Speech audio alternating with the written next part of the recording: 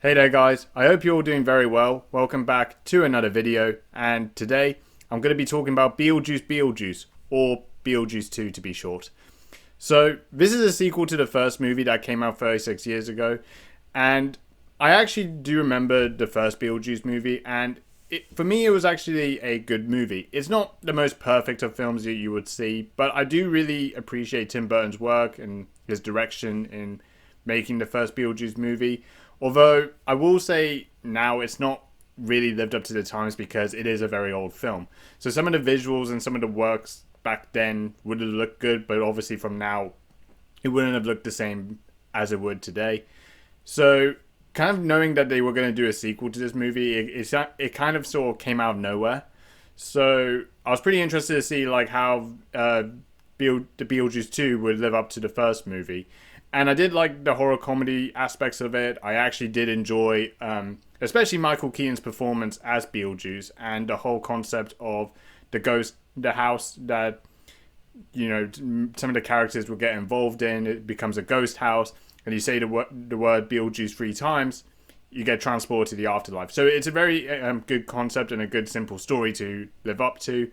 So watching the sequel, I actually think it's a very good film, and it definitely delivered a lot of the things, in my view, actually better than the first movie. So this is definitely one that's worth watching for sure. So what I actually think the second Beetlejuice movie does well compared to the first movie is it actually does follow up pretty well after the events of the first film.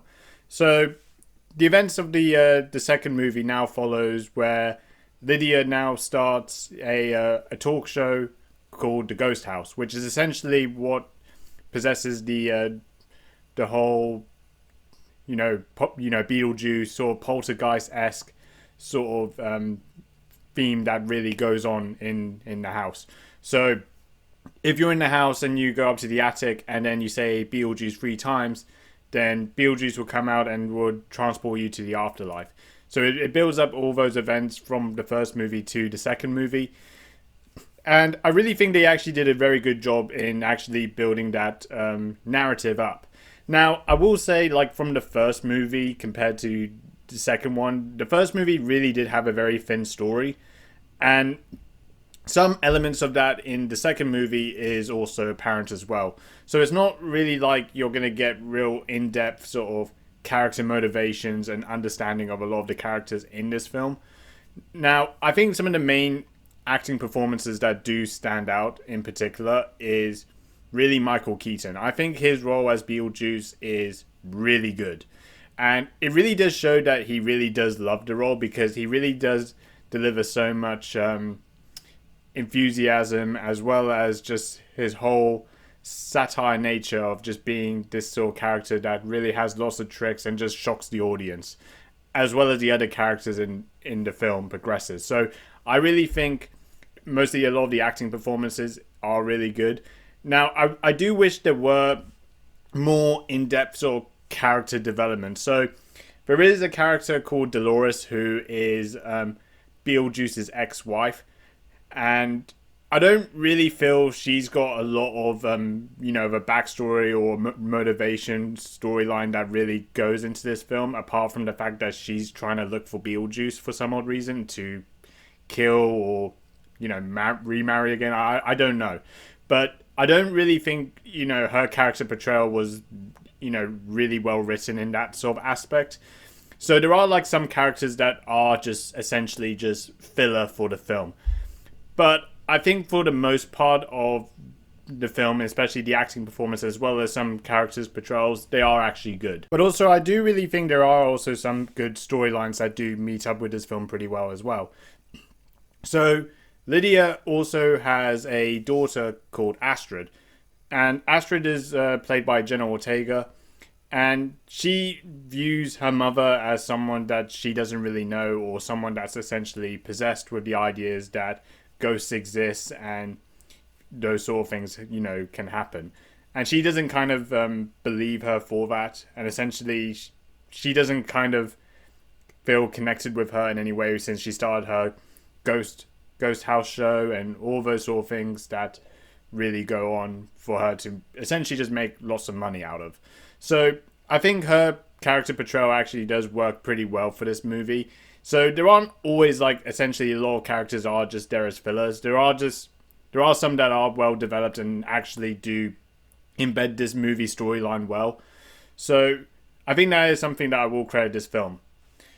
Also, one of the other things I really do massively credit this movie is just how great the visuals are and how they really set up the themes of the afterlife. I really think they actually did a better job with this movie. Now, I think some of it could have been obvious because obviously this is a newer film compared to a movie in 1988. Now, whether you kind of separate the difference between the two is really up to you. But I think essentially they actually went more in depth with some of the scenes and more of the lore of the afterlife. And also they did a very good job at also bringing up the sandworms and also the this sort of sand void that happens. So when you open the door, you get into this sort of, sand desert wasteland. And I think they did a really good job, recreating those scenes as well from exactly like the first movie to this one. So I really think there's a lot of real credit that you could really praise with this film based on just the scenes and the real environment that they really create this film. One last thing I do also want to mention is I do think the movie does lack moments despite this movie being a longer film. Now, I really do wish that there were more moments in this film that could really be more memorable. There weren't really many. So there was only really one moment that does stand out. It is a wedding scene. Now, I'm not going to go into the depths of it because I definitely think it would spoil the film.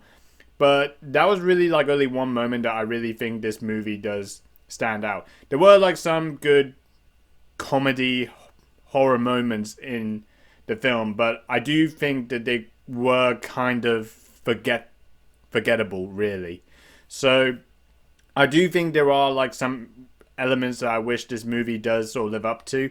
There is part of it that did felt like that from the first film, in my opinion. So the second movie does kind of follow a similar trait in some ways. But in general, I actually think the second Beetlejuice movie is a very good film.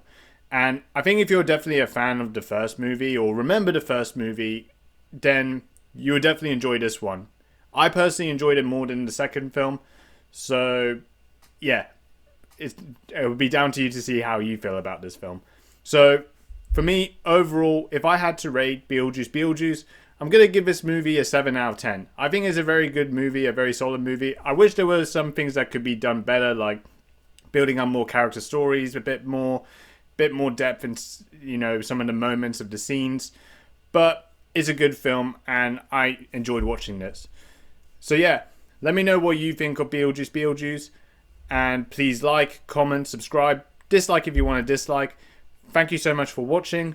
And yeah, that's about it. See you later.